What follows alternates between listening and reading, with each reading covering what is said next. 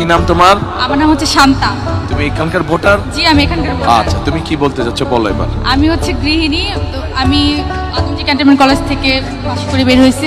তো আমাদের মেয়েদের জন্য কোনো কর্মসংস্থানের কোনো ব্যবস্থা নাই এখানে।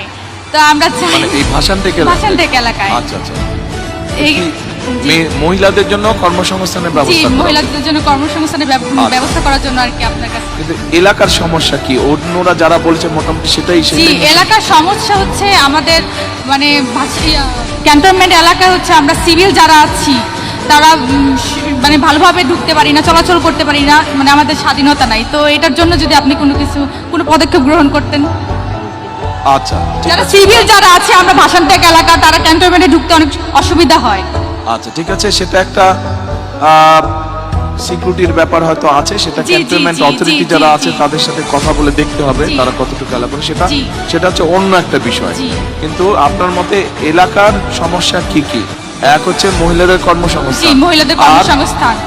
আর হচ্ছে আমরা যেমন গৃহিণী, তো আমাদের তো তেমন ইনকাম নেই, আমাদের হাজবেন্ডের তো তেমন ইনকাম নেই। তো আমাদের জন্য যদি কোনো একটা ব্যবস্থা করা হতো, যে কার্ড, ফ্যামিলি কার্ড দিচ্ছেন, যেমন রেশন কার্ডের একটা ব্যবস্থা করা হলে অনেক উন্নত হতো। আপনি কোথায় লেখাপড়া করেছেন বললেন? আদমজি ক্যান্টনমেন্ট কলেজ থেকে। আদমজি ক্যান্টনমেন্ট, আচ্ছা। তো ফ্যামিলি কার্ড যখন বলছেন আপনি, জি। এ ভাই কথা বললে কিন্তু শোনা যাবে না, আমাদের আলোচনাটা শুনতে হবে ভাই আপনাদেরকে। আচ্ছা, ফ্যামিলি কার্ড আমরা এতদিন কোনো সুবিধা পাইনি। ফ্যামিলি কার্ড, রেশন কার্ড, অনেক কার্ডই হয়েছিল এতদিন, সব সুবিধা থেকে বঞ্চিত ছিলাম ফ্যামিলি আমরা। কার্ড আগে কেউ দেয়নি? রেশন কার্ড দিয়েছিল। রেশন কার্ড তো জি, অন্য জিনিস, দিয়েছিল। আচ্ছা, তো ফ্যামিলি কার্ড যখন বললেন, এই যে ফ্যামিলি কার্ডের এটা হচ্ছে স্যাম্পল। জি, এটা তো এখন আমরা একটা স্যাম্পল বানিয়েছি, ইনশাআল্লাহ সরকার গঠন করলে এরকম সরকার থেকে দিবে। জি, তো ফ্যামিলি কার্ডটাতে ফ্যামিলি কার্ড পেলে আপনার মতন একজন নারীর কি সুবিধা হবে বলে আপনি মনে করেন? ফ্যামিলি কার্ডটা পেলে আমাদের অনেক সুবিধাই হবে। যেমন এটার মধ্যে তো অনেক, আমরা এখানে কি দিব আগে বলে দেই। হ্যাঁ, জি, বলেন। মা বোনেরা আপনারা একটু খেয়াল করেন, ভাইরা আপনারাও শুনেন একটু সবাই। এই ফ্যামিলি কার্ডটা আমরা ইনশাআল্লাহ সরকার গঠন করলে বাংলাদেশে প্রায় 4 কোটি পরিবার আছে, গড়ে 5 জনের 6 জন সদস্য ধরে 4 কোটি পরিবার সারা দেশে আছে।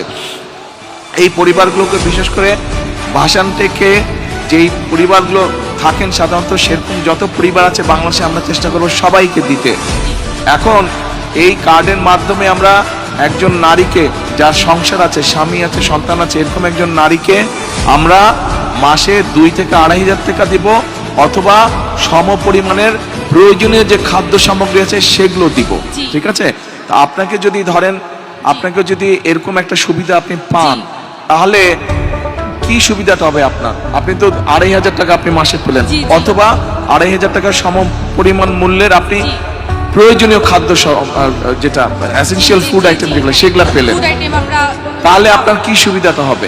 আমার তো অনেক সুবিধা হবে, যেমন সংসারের কাজে আর কি, এটা মানে অনেক টাকা আর কি সেভ হবে আমাদের। মাসিক একটা টাকা মাত্র তো 2,500 টাকা, কি সেভ হবে? অনেক। এই 2,500 টাকার মধ্যে আমরা চাল কিনতে পারবো, তেল কিনতে পারবো, ডাল কিনতে পারবো, অনেক কিছুই কিনতে পারবো। তাই আপনারা কি একমত? কি মা বোনেরা ওনার সাথে একমত আপনারা?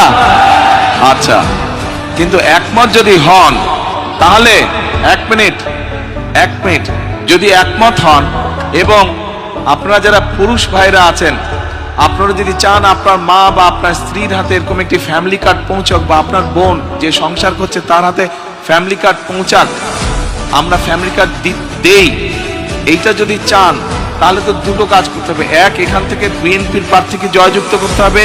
2, আপনাদের আত্মীয় স্বজন বন্ধু বান্ধবকে বলতে হবে সারা বাংলাদেশে ধানের শীষকে জয়যুক্ত করার জন্য। তাহলেই তো একমাত্র ফ্যামিলি কার্ড দেওয়া সম্ভব হবে, তাই না? ঠিক আছে, আচ্ছা বসেন আপনি এবার।